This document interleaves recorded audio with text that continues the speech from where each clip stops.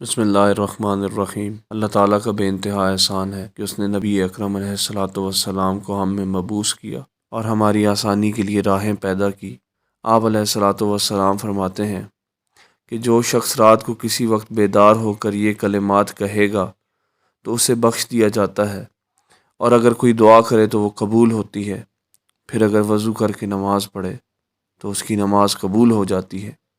لا الہ الا اللہ وحدہ لا شریک لہ لہ الملک ولہ الحمد وہو علی کل شیء قدیر، سبحان اللہ والحمد للہ ولا الہ الا اللہ واللہ اکبر ولا حول ولا قوة الا باللہ العلی العظیم رب اغفر لی۔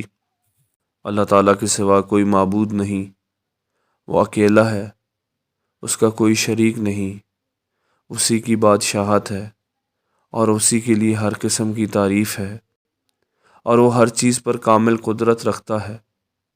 اللہ تعالیٰ پاک ہے اور سب تعریف اللہ ہی کے لیے ہے، اور اللہ تعالیٰ کے سوا کوئی معبود نہیں، اور اللہ تعالیٰ سب سے بڑے ہیں، اور برائی سے بچنے کی ہمت ہے نہ نیکی کرنے کی طاقت، مگر بلندی اور عظمت والے اللہ تعالیٰ ہی کی توفیق سے۔